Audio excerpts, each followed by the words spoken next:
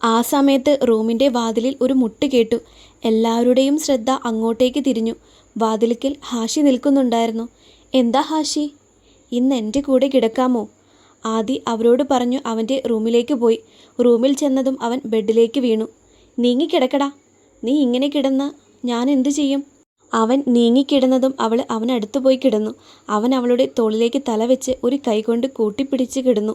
അവളുടെ വിരലുകൾ അവൻ്റെ കൈത്തണ്ടയിൽ പതിയെ തലോടുന്നുണ്ടായിരുന്നു. നിനക്ക് എന്നോടെന്തെങ്കിലും പറയാനുണ്ടോ ഹാഷി? കുറച്ചു നേരം അവനൊന്നും മിണ്ടിയില്ല. പറയടാ, നിനക്കെന്തോ സങ്കടമുള്ളതുപോലെ തോന്നുന്നുണ്ട്. I feel like you are avoiding me. Adi ഞെട്ടിക്കൊണ്ട് അവനെ തിരിഞ്ഞു നോക്കി. ഹോസ്പിറ്റലിൽ നിന്ന് വന്നതിന് ശേഷം നീ എൻ്റെ കൂടെ ഉണ്ടായിട്ടേ ഇല്ലല്ലോ. എന്നെ നീ ശ്രദ്ധിക്കുന്നേയില്ല. എന്നോട് സംസാരിക്കാനും സമയമില്ല. ഇന്ന് ഞാൻ നിന്നെ നല്ല പോലെ കണ്ടിട്ട് പോലുമില്ല. ഫുൾ ടൈം ഫ്രണ്ട്സിൻ്റെ കൂടെ. നിനക്ക് ഒട്ടും കുശുമ്പില്ല അല്ലേടാ? അതിനവൻ അവളെ ഒന്നുകൂടെ ഇറുക്കി പിടിച്ചു. 2 ദിവസമായി ദീ ആകെ പ്രശ്നങ്ങളുമായി നടക്കാം. അവരും ഉണ്ടായിരുന്നു അതൊന്ന് സോൾവ് ചെയ്യാൻ. അതുകൊണ്ടാണ്. ഇപ്പോൾ അതെല്ലാം തീർന്നു. അവരെല്ലാം നാളെ പോകുകയും ചെയ്യും. പിന്നെ നമ്മൾ മാത്രം. ഓക്കെ? നാളെ ഒരു കുരിശ് ഇവിടെ ലാൻഡ് ചെയ്യുന്നുണ്ട്. ആര്? ഉമ്മുമ്മ. നിന്നെ നന്നായി കുടയാൻ കിട്ടുന്ന അവസരമാണ്. പുള്ളിക്കാരി ഒഴിവാക്കുമോ? എൻഗേജ്മെൻറ്റ് ദിവസം പനിയായിട്ട് ആശുപത്രിയിലായിരുന്നല്ലോ. അവിടുന്ന് നേരെ ഇങ്ങോട്ടാണെന്നാ കേട്ടത്. നാളെ ഉച്ചയാവുമ്പോഴേക്കും എത്തും. പണിയാകുമല്ലോ ഹാഷി.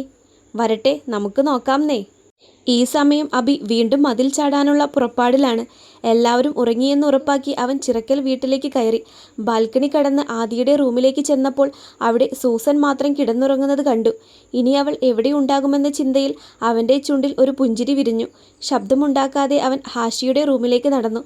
ബെഡിൽ ആദിയെയും ചേർത്ത് പിടിച്ച് ഉറങ്ങുകയാണ് ഹാഷി. തൻ്റെ ജീവിതത്തിൽ താൻ വിലമതിക്കുന്ന 2 പേര്. അവൻ ബെഡിൽ നിന്നും താഴേക്ക് വീണിരുന്ന പുതപ്പെടുത്ത് അവരെ പുതപ്പിച്ചു. ഹാഷിയുടെ തലയിൽ തലോടി. അവൻ ആദിയുടെ മുന്നിലായി കട്ടിലിനരികിൽ മുട്ടുകുത്തി നിന്നു. അവൻ്റെ കണ്ണുകൾ അവളുടെ മുഖമാകെ ഓടി നടന്നു. അടഞ്ഞുകിടക്കുന്ന അവളുടെ കണ്ണുകളെ അവൻ ആസ്വദിക്കാൻ നോക്കി. ഇനി എത്ര കാലം വേണം ആദി നീ എനിക്ക് സ്വന്തമാകാൻ? അധികം വൈകാതെ ഞാൻ നിന്നോട് എൻ്റെ മനസ്സ് തുറക്കും. ഇല്ലെങ്കിൽ നീ എനിക്ക് നഷ്ടപ്പെടുമോ എന്ന് ഞാൻ ഇപ്പോൾ ഭയക്കുന്നു. നിന്റെ മറുപടി ഭയന്നാണ് ഞാൻ ഇതുവരെ പറയാതിരുന്നത്. നിന്റെ കണ്ണുകളിൽ എന്നോടുള്ള സ്നേഹം കുറയുന്നത് എനിക്ക് താങ്ങാനാവില്ല. ഞാനിത് പറയുമ്പോൾ ഇഷ്ടമായില്ലെങ്കിൽ നീ എന്നെ ചീത്ത പറഞ്ഞോ, തല്ലിക്കോ. പക്ഷേ അവസാനം എൻ്റേതാവാൻ സമ്മതിച്ചാൽ മാത്രം മതി. വളരെ പതിഞ്ഞ സ്വരത്തിൽ അവളുടെ കാതോരം പറഞ്ഞു. അവൻ്റെ ശ്വാസം കാതിൽ തട്ടിയപ്പോൾ അവളൊന്ന് ഞെരുങ്ങിക്കൊണ്ട് അവന് നേരെ തിരിഞ്ഞു കിടന്നു. പെട്ടെന്ന് അത്രയും അടുത്ത് അവളുടെ മുഖം വന്നപ്പോൾ അവൻ്റെ ശ്വാസം വിലങ്ങി. അവളുടെ ഉണ്ടക്കവിളും ചോരച്ചുണ്ടുകളും അവനെ ഭ്രമിപ്പിക്കുന്നു എന്ന് തോന്നിയതും തല കുടഞ്ഞുകൊണ്ടവൻ എഴുന്നേറ്റു. അവരെ ഒന്ന് നോക്കി അവൻ പെട്ടെന്ന് തന്നെ പുറത്തേക്ക് പോയി. ഇനി ഇവിടെ നിന്നാൽ ശരിയാവില്ല എന്നവന് തോന്നിയിരുന്നു. അവൻ റൂം തുറന്ന് പുറത്തേക്ക് പോയതും ആദി കണ്ണുകൾ വലിച്ചു തുറന്നു. അവൻ്റെ ശബ്ദം അപ്പോഴും കാതിൽ മുഴങ്ങുന്നത് പോലെ തോന്നി. ശരീരത്തിൽ ഉയർന്ന ചൂടിനെ ശമിപ്പിക്കാൻ എന്ന വണ്ണം അവൾ അടുത്തിരുന്ന ബോട്ടിലിലെ വെള്ളം മുഴുവൻ വായിലേക്ക് കമിഴ്ത്തി. അവളാകെ വിയർത്ത് കുളിച്ചിരുന്നു. വല്ലാത്തൊരു വെപ്രാളവും പരവേശവും അവളെ വന്നു മൂടി. അവൻ അകത്തേക്ക് വരുന്നത് അറിഞ്ഞുകൊണ്ട് തന്നെയാണ് കണ്ണടച്ച് കിടന്നത്. അവനടുത്ത് വന്നിരിക്കുന്നത് വരെ തനിക്ക് വലിയ കുഴപ്പമൊന്നും ഉണ്ടായില്ല. പക്ഷേ കാതിൽ അവൻ്റെ ശബ്ദം കേട്ടു തുടങ്ങിയതു മുതൽ ക്രമാതീതമായി ഉയർന്ന തൻ്റെ ഹൃദയമിടിപ്പ് അവന് കേൾക്കാൻ കഴിയുമോ എന്ന് പോലും ഭയപ്പെട്ടു. തനിക്കെന്താണ് സംഭവിക്കുന്നത് എന്നറിയാതെ ആദി തളർന്നുകൊണ്ട് ബെഡിലേക്ക് കിടന്നു. അവളുടെ ഹൃദയം അവനെ അംഗീകരിക്കാൻ തുടങ്ങിയിരിക്കുന്നു എന്ന് മനസ്സിലാക്കാതെ. തിരിച്ചിറങ്ങും വഴി ആദിയുടെ റൂമിൽ നിന്നും കിട്ടിയ ചാവി അവൻ ടേബിളിലേക്ക് വെച്ചു. നിലത്ത് നിന്നും കിട്ടിയതുകൊണ്ട് അതാരും ശ്രദ്ധിച്ചിരുന്നില്ല എന്നവന് തോന്നി. പക്ഷേ അവൻ സംശയം തോന്നാതിരിക്കാൻ ആദി നേരത്തെ തന്നെ ചാവി നിലത്തിട്ടിരുന്നു. അവൻ്റെ വരവ് പ്രതീക്ഷിച്ചുകൊണ്ട് അവൻ കട്ടിലിൽ കൈ തലയ്ക്ക് പിന്നിലായി വെച്ചുകൊണ്ട് നിവർന്നു കിടന്നു. അവൻ്റെ മനസ്സിലേക്ക് അവൾ തൻ്റെ ജീവിതമായി മാറിയ ഓർമ്മകൾ കടന്നു വന്നു. അതേസമയം ആദിയും ആ ഓർമ്മകളിൽ മുഴുകിയിരിക്കുകയായിരുന്നു. അബിയുടെ ഉപ്പ ഹംദും ഭാര്യ വഹീദയും വീട്ടുകാരെ എതിർത്ത് പ്രണയിച്ച് വിവാഹം കഴിച്ചവരാണ്. വീട്ടുകാർ കണ്ടെത്തിയ പെണ്ണിനെ തഴഞ്ഞ് തൻ്റെ പ്രണയത്തെ സ്വന്തമാക്കുകയായിരുന്നു ഹംദ്. പാവപ്പെട്ട വീട്ടിലെ കുട്ടിയായിരുന്നു വഹീദ. ഉമ്മയുടെയും ഉപ്പയുടെയും ഒരേ ഒരു മകൾ. വിവാഹം കഴിഞ്ഞ് 2 വർഷത്തിന് ശേഷം അവരുടെ പ്രണയത്തിന് പൂർണ്ണതയേകി അബിയുടെ വരവറിയിച്ചു. സന്തോഷമായി പോകുന്ന അവരുടെ ജീവിതത്തിൽ കരിനിഴലായി വീഴ്ത്തിയത് പ്രസവവേദന കൊണ്ട് പുളയുന്ന വഹീദയെയും കൊണ്ടുപോകുമ്പോൾ ഉണ്ടായ ആക്സിഡൻ്റാണ്.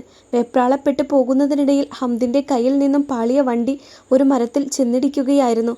ഹോസ്പിറ്റലിൽ എത്തിച്ചപ്പോഴേക്കും വഹീദ മരണപ്പെട്ടിരുന്നു. പക്ഷേ കുഞ്ഞിന് ജീവനുള്ളതിനാൽ ഓപ്പറേഷനിലൂടെ പുറത്തെടുത്തു. ആ സംഭവത്തിന് ശേഷം ഹംദ് ആകെ തളർന്നുപോയി. തൻ്റെ കൈപ്പിഴയാണ് ഭാര്യയുടെ മരണത്തിന് കാരണമായത് എന്ന കുറ്റബോധം സ്വന്തം മകനെ മുഖമുയർത്തി നോക്കുന്നതിനെ വിലക്കി. വിശന്ന് വലയുന്ന കുഞ്ഞിനായി ഒരു ആയയെ നിർത്തി. കുഞ്ഞിന് 2 വയസ്സായതും വീട്ടുകാരെല്ലാവരും കൂടി നിർബന്ധിച്ച് അയാളെക്കൊണ്ട് മറ്റൊരു വിവാഹം കഴിപ്പിച്ചു. ഷബാന, അതായിരുന്നു അവരുടെ പേര്. ഹംദുമായി പണ്ട് കല്യാണം ഉറപ്പിച്ചവരായിരുന്നു അവർ.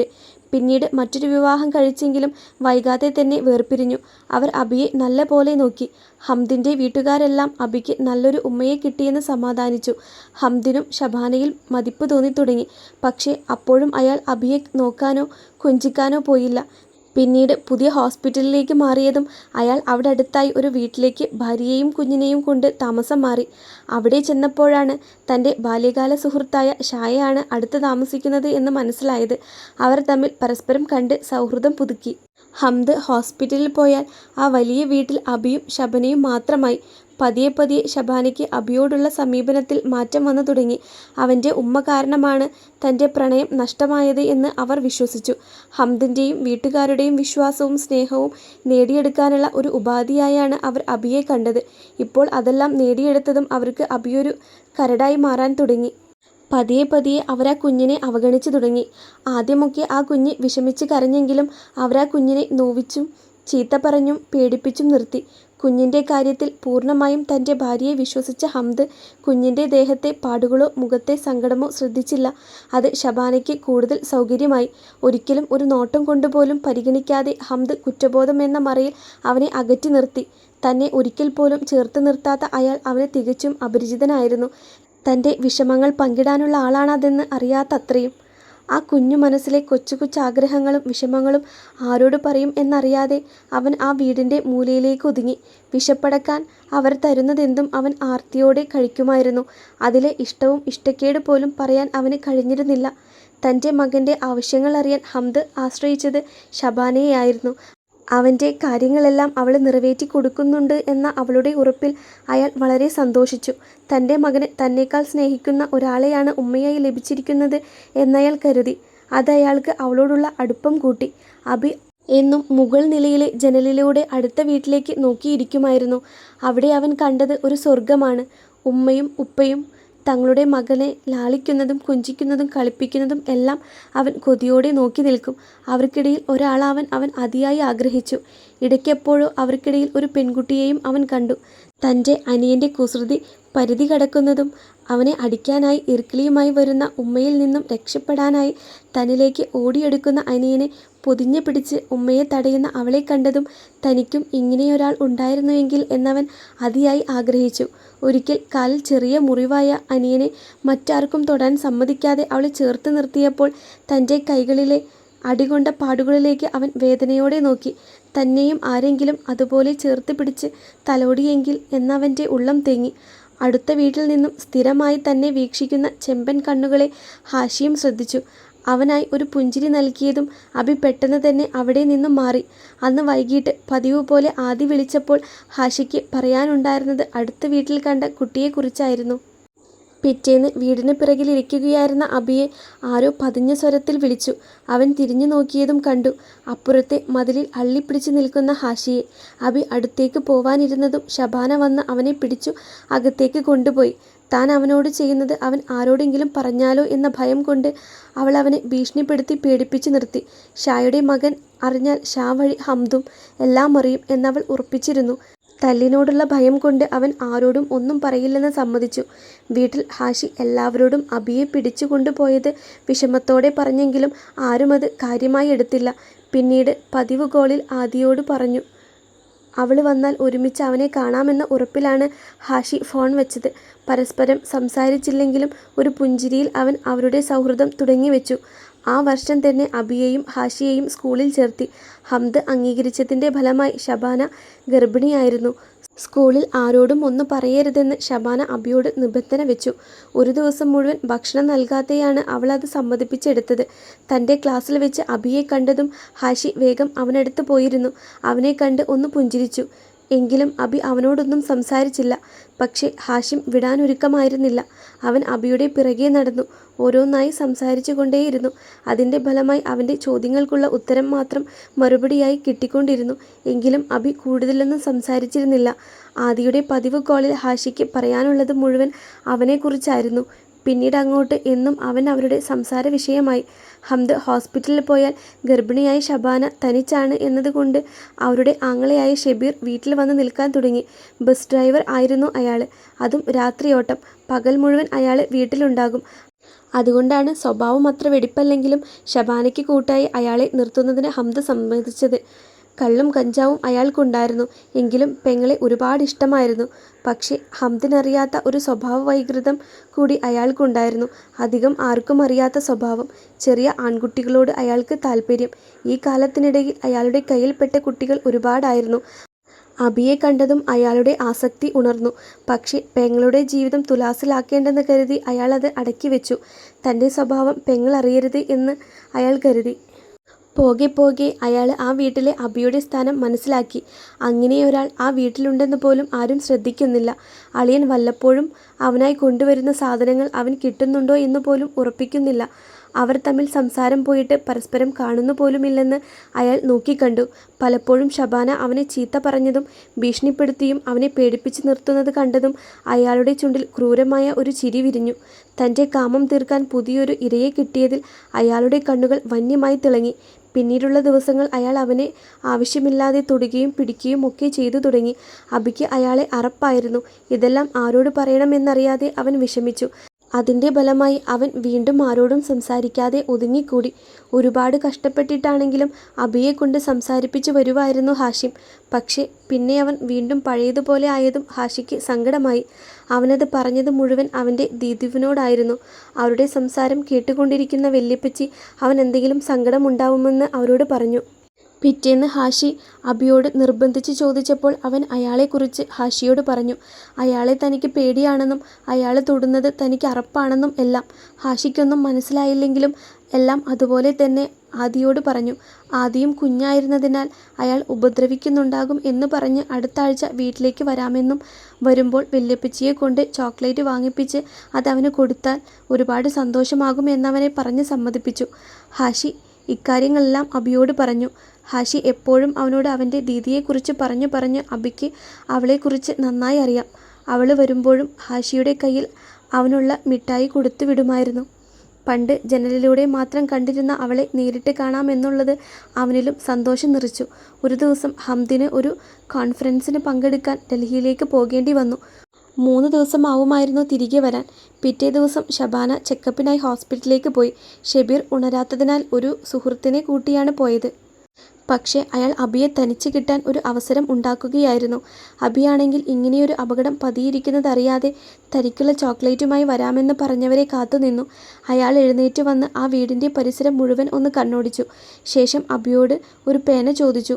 അവൻ എടുക്കാനായി അവൻ്റെ റൂമിലേക്ക് കയറിയതും അയാൾ അകത്ത് നിന്ന് ഡോർ ലോക്ക് ചെയ്തു.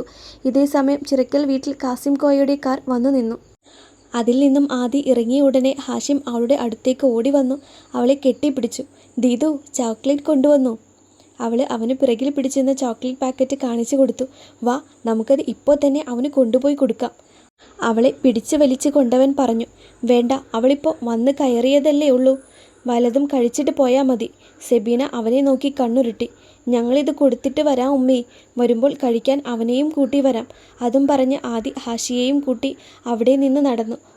നല്ല ആളെയാ വിളിക്കാൻ പോകുന്നത്. ഇവിടെ വന്ന് താമസമാക്കിയിട്ട് ഇതുവരെ ആ കുട്ടി ഇങ്ങോട്ട് വന്നിട്ടില്ല. അവൻ്റെ ഉമ്മയും അതെ. കണ്ടാൽ പോലും സംസാരിക്കാൻ ബുദ്ധിമുട്ടാണ് അവർക്ക്. അവർ പോകുമ്പോൾ പിന്നിൽ വല്യപ്പച്ചിയുടെ പരാതി പറയുകയാണ് സബീന. ആദിയുടെ കയ്യിൽ നിന്നും ചോക്ലേറ്റ് വാങ്ങി ഹാഷി മുൻപിൽ ഓടി ഗേറ്റ് കടന്ന് ബെല്ലടിച്ചു. ആദി എത്തുന്നേ ഉണ്ടായിരുന്നുള്ളൂ. ഇതേ സമയം അകത്ത് അബിയുടെ ഡ്രസ്സ് ബലമായി അഴിക്കാൻ ശ്രമിക്കുകയായിരുന്നു അയാൾ. ശബ്ദം പുറത്ത് കേൾക്കാതിരിക്കാൻ അവൻ്റെ വായിൽ തുണി തിരുകി വെച്ചിരുന്നു. കൈ പിന്നിലേക്ക് പിടിച്ചു തിരിച്ച് അവനെ ബെഡിലേക്ക് കമിഴ്ത്തി അമർത്തി പിടിച്ചിരുന്നു. അപ്പോഴാണ് അയാൾ കോളിംഗ് ബെൽ അടിക്കുന്നത് കേട്ടത്. അയാൾ അവനെ ചേർത്ത് പിടിച്ച് ജനലിലൂടെ ഉമ്മറത്തേക്ക് നോക്കി. അവിടെ സിറ്റൗട്ടിൽ നിൽക്കുന്ന ഹാഷിയെയാണ് അയാൾ കണ്ടത്. ഗേറ്റ് കടന്ന് വരികയായിരുന്ന ആദിയെ കണ്ടില്ല. വീണ്ടും വീണ്ടും ബെല്ലടിക്കുന്നത് കേട്ടപ്പോൾ അവനെ പറഞ്ഞു വിട്ടാലേ ശരിയാവൂ എന്ന് അയാൾക്ക് തോന്നി. അടുത്തിരുന്ന ഒരു മുണ്ടെടുത്ത് അയാൾ അവൻ്റെ കൈയും കാലും കൂട്ടിക്കെട്ടി. ശേഷം വാതിൽ തുറക്കാൻ പോയി.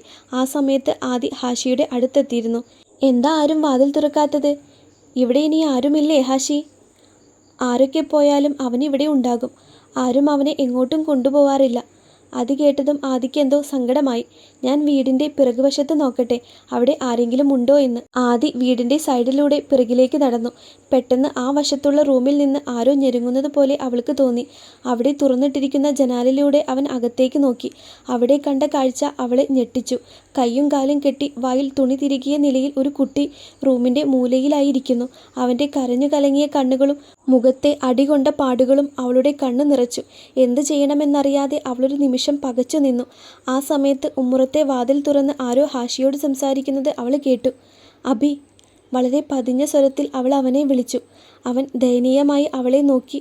കണ്ണുകൾ നിറഞ്ഞൊഴുകുകയും ശരീരം വിറക്കുകയും ചെയ്യുന്നുണ്ടായിരുന്നു. പേടിക്കണ്ട കേട്ടോ, ഞാൻ ഹാഷിയുടെ ദീതുവാണ്. ഇവിടെ അയാൾ മാത്രമേ ഉള്ളൂ. അതിനവൻ അതേ എന്ന് തലയാട്ടി. ഞാനിപ്പോൾ വരാട്ടോ, ധൈര്യമായി ഇരിക്കണം, ഒന്നും സംഭവിക്കില്ല. അവനെ സമാധാനിപ്പിച്ചു അവൾ അവിടെ നിന്ന് ഉമ്മറത്തേക്ക് നടന്നു. വേഗം വീട്ടിൽ പോയി ആരോടെങ്കിലും പറയാമെന്ന് കരുതിയെങ്കിലും അപ്പോഴേക്കും അയാൾ അവനെ എന്തെങ്കിലും ചെയ്യുമെന്ന ഭയം അവളെ മാറ്റി ചിന്തിപ്പിച്ചു. വാതിൽ തുറന്നപ്പോൾ ഹാഷിയെ കണ്ട് ഷെബീറിൻ്റെ കണ്ണുകൾ തിളങ്ങി. തൻ്റെ അടുത്ത ഇരയെ അയാൾ നോട്ടമിട്ടു. ഇപ്പോഴവന് ദേഷ്യപ്പെട്ട് പറഞ്ഞയച്ചാൽ ശരിയാവില്ലെന്ന് അയാൾക്ക് തോന്നി. അയാൾ അവനോട് അബി എവിടെ ഇല്ലെന്നും അവൻ്റെ ഉപ്പായുടെ തറവാട്ടിലേക്ക് പോയെന്നും പറഞ്ഞു. അവനത് കേട്ട് അത്ഭുതപ്പെട്ടു. അബി രക്ഷപ്പെടില്ല എന്ന ഉറപ്പിൽ അയാൾ ഹാഷിയോട് സൗമ്യമായി സംസാരിക്കാൻ തുടങ്ങി. അടുത്ത തവണ അവനെ കാണുമ്പോൾ അപരിചിതത്വം ഒഴിവാക്കാൻ വേണ്ടി. ഈ സമയം ആദി അയാളെ മറഞ്ഞു നിന്ന് നോക്കി. അയാൾ മുറ്റത്തേക്ക് ഇറങ്ങി നിന്നാണ് ഹാഷിയോട് സംസാരിക്കുന്നത്. അവൾ നാലുപാടും നോക്കി. അവിടെ കുറച്ച് വിറക് കൂട്ടിയിട്ടിരിക്കുന്നു. അതിൽ നിന്നും അത്യാവശ്യം കനമുള്ള ഒരു വിറക് കഷ്ണം അവൾ കയ്യിലെടുത്തു. ചുമര് ചാരി ശബ്ദമുണ്ടാക്കാതെ അയാളുടെ പിറകിലൂടെ ചെന്ന് അത് കണ്ട് നോക്കിയ ഹാഷിയെ അവൾ ചുണ്ടിൽ വിരൽ വെച്ച് മിണ്ടരുത് എന്ന് വിലക്കി. പിറകിൽ ആരോ ഉണ്ടെന്ന് തോന്നിയ അയാൾ തിരിഞ്ഞു നോക്കിയതും ഉമ്മറത്തെ സ്റ്റെയറിൽ കയറി നിന്നവൾ അയാളുടെ തലയ്ക്ക് തന്നെ ആഞ്ഞടിച്ചു. ഒരലർച്ചയോടെ നിലത്തേക്ക് കുനിഞ്ഞിരുന്ന അയാൾക്ക് പ്രതികരിക്കാൻ കഴിയും മുൻപ് അവൾ രണ്ടാമതും അടിച്ചു. താഴെ ചോരയൊലിപ്പിച്ച് കിടന്ന് ഞെരുങ്ങുന്ന അയാളെ കണ്ട് സ്തംഭിച്ച് നിൽക്കുകയായിരുന്ന ഹാഷിയെ അവൾ കുലുക്കി വിളിച്ചു. ഹാഷി, ഹാഷി, വേഗം പോയി വല്യപ്പയെ വിളിച്ചോണ്ട് വാ. അബിയെ ഇയാളുടെ അകത്ത് കെട്ടിയിട്ടിരിക്കുകയാ, വേഗം ചെല്ല്. ഹാഷിയോട് പറഞ്ഞുകൊണ്ട് അവൾ അകത്തേക്ക് ഓടി. ഉടനെ ഹാഷി വീട്ടിലേക്കും. ആദി വേഗം അബിയുള്ള റൂമിലേക്ക് ചെന്നു. അവിടെ നിലത്ത് നിസ്സഹായനായി കിടക്കുന്ന അവനെ കണ്ട് അവളുടെ നെഞ്ചിൽ നിന്നും ചോര പൊടിഞ്ഞു. അവൻ്റെ കയ്യിലെയും കാലിലെയും കെട്ടുകൾ അവൾ അഴിച്ചു മാറ്റി. വാടിയ ചേമ്പിൻ തണ്ട് പോലെ അവൻ അവളുടെ ദേഹത്തേക്ക് ചാരി. അവൻ്റെ ശരീരം ആലില പോലെ വിറയ്ക്കുന്നുണ്ടായിരുന്നു. കുറച്ചു സമയം കൊണ്ട് ആ കുഞ്ഞ് അനുഭവിച്ച ഭയവും നിസ്സഹായതയും എല്ലാം ആർക്കും ഊഹിക്കാൻ കൂടി കഴിയാത്തതായിരുന്നു. അവൾ അവനെ മാറോട് ചേർത്ത് പിടിച്ച് എഴുന്നേൽപ്പിച്ചു. ആദ്യമായി സുരക്ഷിതത്വം എന്തെന്നറിയുകയായിരുന്നു അവൻ. അവർ പുറത്തേക്ക് നടക്കാനൊരുങ്ങിയതും വാതിൽക്കൽ ചോരയൊലിക്കുന്ന മുറിയുമായി ഷെബീർ നിൽക്കുന്നുണ്ടായിരുന്നു. തീ പാറുന്ന കണ്ണുകളുമായി അയാൾ അവളെ നോക്കി. തൻ്റെ പ്ലാനുകളെല്ലാം നശിപ്പിച്ച അവളെ കൊല്ലാനുള്ള ദേഷ്യമുണ്ടായിരുന്നു അയാൾക്ക്. എടി നരുന്ത പെണ്ണേ, എന്നെ തല്ലി വീഴ്ത്തി ഇവനെയും കൊണ്ട് രക്ഷപ്പെടാൻ നോക്കുവാണോ? ഇനി നീ എങ്ങനെ രക്ഷപ്പെടും? പറയടി. അയാൾ അടുത്തു വരുന്നതിനനുസരിച്ച് ആദി അബിയെ തൻ്റെ പിറകിലേക്ക് നിർത്തി. അടുത്തു വന്ന അയാളെ ഇരു കൈകളും കൊണ്ട് അവൾ തള്ളി മാറ്റാൻ ശ്രമിച്ചു. അയാൾ അവളുടെ കൈകൾ കൂട്ടിപ്പിടിച്ച് ബെഡിലേക്ക് തള്ളിയിട്ടു. എന്നിട്ട് അബിയെ പിടിക്കാനാഞ്ഞു. അത് കണ്ടതും അവൾ അയാളുടെ പുറത്തേക്ക് ചാടിക്കയറി. ചെവിയിൽ അമർത്തിക്കടിച്ചു. അയാൾ വേദന കൊണ്ട് കുതറി. അബി, ഓട്, ഓടിപ്പോയി ഏതെങ്കിലും മുറിയിൽ പോയി വാതിലടക്കി പോടാ. അവൾ അയാളുടെ ചെവിയിൽ നിന്ന് പല്ലെടുത്ത് അവനോട് അലറി വിളിച്ചു പറഞ്ഞു. ഒപ്പം അയാളുടെ മുടിയിൽ പിടിച്ച് വലിക്കുകയും ചെയ്യുന്നുണ്ടായിരുന്നു. അബി ഓടി റൂമിന് പുറത്തേക്ക് പോയതും അയാൾ അവളുടെ കൈ പിടിച്ച് അവളെ വലിച്ച് താഴേക്കിട്ടു. ആ ആ ഉമ്മീ, വേദന കൊണ്ടവൾ അലറി വിളിച്ചു. പന്ന ഡാഷ് മോളെ, കാണിച്ചു തരാടി നിന്നെ. ദേഷ്യം കൊണ്ട് വിറച്ചിരുന്ന അയാളുടെ മുഖം മൃഗത്തിന് സമാനമായിരുന്നു. താഴെ കിടന്ന അവളുടെ മുടിയിൽ കുത്തിപ്പിടിച്ച് ഇരു കവിളിലും മാറി മാറി അടിച്ചു. ആ ഫോഴ്സിൽ ചുമരിലേക്ക് വേച്ചുപോയ അവളെ കഴുത്തിൽ പിടിച്ച് ചുമരോട് ചേർത്ത് ഉയർത്തി. അവളുടെ കുഞ്ഞു കൈകളുടെ എതിർപ്പുകളൊന്നും ഫലം കണ്ടില്ല. ശ്വാസം വിലങ്ങി കണ്ണുകൾ പുറത്തേക്ക് ഉന്തി വന്നു. പെട്ടെന്ന് പുറത്ത് ശക്തമായ ചവിട്ടേറ്റ് അയാൾ തെറിച്ചു വീണു. കാസിം കോയ. ആദി നിലത്തേക്ക് ഊർന്നിരുന്ന് ശ്വാസം ആഞ്ഞു വലിച്ചു. അവളുടെ ഉമ്മി അവളെ ചേർത്ത് പിടിച്ച് നെഞ്ച് തടവിക്കൊടുത്തു. തൻ്റെ മകളുടെ അവസ്ഥ കണ്ട് ആ സ്ത്രീ കരഞ്ഞുകൊണ്ടിരുന്നു. ആ സമയം കാസിംകോയ ആ ദുഷ്ടനെ എടുത്ത് അമ്മാനമാടുകയായിരുന്നു. സെബീന അവളെ പിടിച്ച് എഴുന്നേൽപ്പിച്ചു. വേദന നിറഞ്ഞ കൈ താങ്ങിപ്പിടിച്ചു അവൾ അബിയുടെ അടുത്തേക്ക് പോയി. അടുത്തുള്ള റൂമിൻ്റെ വാതിൽക്കൽ നിൽക്കുന്നുണ്ടായിരുന്നു അവൻ. അവനെ ചേർത്ത് പിടിച്ച് അവൾ തൻ്റെ ഉമ്മയോട് അവിടെ നടന്ന കാര്യങ്ങൾ ഓരോന്നോരോന്നായി പറഞ്ഞു. ആ ഉമ്മ അവളോടൊപ്പം അവനെയും ചേർത്ത് പിടിച്ചുവെങ്കിലും അവൻ പേടിയും വിറയലും മാറാതെ രണ്ട് കൈ കൊണ്ടും ആദിയെ കെട്ടിപ്പിടിച്ചു നിന്നു. വീട്ടിലേക്ക് കാർ സ്പീഡിൽ ഓടിച്ച് കയറ്റി അതിൽ നിന്നും ചാടി ഇറങ്ങി ഷാ. എന്താ ഉണ്ടായത്? ആദി എവിടെ? ഹാളിലുണ്ടായിരുന്ന എല്ലാവരോടും അവൻ ചോദിച്ചു. ഹക്കീമും വന്നിട്ടുണ്ടായിരുന്നു അവിടെ. അവനുണ്ടായ കാര്യങ്ങളെല്ലാം ഷായോട് പറഞ്ഞു. വാപ്പച്ചി മോളെയും കൊണ്ട് ഡോക്ടറുടെ അടുത്തേക്ക് പോയിരിക്കുകയാണ്. അവൻ്റെ പേര് ഷബീർ എന്നാണ്. ഹംദിൻ്റെ ഭാര്യയുടെ സഹോദരനാണ് ആള്. അവനെ സ്റ്റേഷനിലേക്ക് കൊണ്ടുപോയി. വാപ്പച്ചി നന്നായി പെരുമാറിയിട്ടുണ്ട്. അവനിനി നേരെ നിൽക്കാൻ കുറച്ചു കാലം പിടിക്കും. ആ കുഞ്ഞാണെങ്കിൽ ഒരുപാട് പേടിച്ചിട്ടുണ്ട് പാവം. അതൊന്നും പറയുന്നില്ല. ആ സമയത്ത് ഹക്കീമിന് ഒരു ഫോൺ കോൾ വന്നു. അവനെടുത്ത് സംസാരിച്ചതിന് ശേഷം എല്ലാവരോടുമായി പറഞ്ഞു. സംശയിച്ചത് ശരി തന്നെയാണ്. ആ മറ്റേ മോൻ റേപ്പ് ചെയ്യാൻ നോക്കിയത് അബിയെ. അവനത് സമ്മതിച്ചിട്ടുണ്ട്. ഇത് ആദ്യത്തെ പ്രാവശ്യമല്ല. ഇതുപോലെ ഒരുപാട് കുട്ടികൾ അവൻ്റെ കയ്യിൽ പെട്ടിട്ടുണ്ട്. ആരും അതൊന്നും കേസാക്കാത്ത കാരണം പോലീസിന് ഇതുവരെ ഒന്നും ചെയ്യാൻ കഴിഞ്ഞിട്ടില്ല. എന്തായാലും ഞാനിത് ഹംദിനെ വിളിച്ച് പറയട്ടെ. അവൻ അവിടെ ഇല്ലല്ലോ. മെഡിക്കൽ കോൺഫറൻസിന് ഡൽഹിയിൽ പോയിരിക്കുകയല്ലേ. അതും പറഞ്ഞ് ഷാ ഹംദിന് ഫോൺ ചെയ്തു. കട്ടിലിൽ കയറിയിരുന്ന് മുട്ടിന്മേൽ തല വെച്ച് കിടക്കുകയാണ് അബി. അടുത്ത് തന്നെ ഹാഷി ഇരുന്ന് അവനെ സമാധാനിപ്പിക്കുന്നുണ്ട്. പക്ഷേ അതൊന്നും അവൻ കേൾക്കുന്നില്ലെന്ന് തോന്നി. അവൻ്റെ മനസ്സ് മുഴുവൻ കുറച്ചു മുൻപേ നടന്ന കാര്യങ്ങളായിരുന്നു. ആ ഓർമ്മയുടെ ഭീകരതയിൽ അവൻ്റെ ശരീരം ഇടയ്ക്കിടെ വെട്ടിവിറക്കുന്നുണ്ടായിരുന്നു. അതിനിടയിലും ഒരു മുഖം അവൻ്റെ മനസ്സിലേക്ക് തെളിഞ്ഞു വന്നു. അവനു വേണ്ടി നിറഞ്ഞ കണ്ണുകളും അവനെ പൊതിഞ്ഞു പിടിച്ച കരങ്ങളും. അവസാനം ഹോസ്പിറ്റലിലേക്ക് പോകുമ്പോൾ തിരിഞ്ഞു നോക്കി സമാധാനിപ്പിച്ച അവളുടെ വാക്കുകളും എല്ലാം അവനെ സന്തോഷിപ്പിച്ചു. തനിക്ക് വേണ്ടിയും ഒരാളുണ്ടെന്ന സന്തോഷം. ആദ്യമായി സുരക്ഷിതത്വം എന്തെന്ന് അറിഞ്ഞ സന്തോഷം. ഹോസ്പിറ്റലിലായിരുന്ന ഷബാന വിവരമറിയുന്നത് ഹംദ് വിളിച്ച് പറഞ്ഞപ്പോഴാണ്.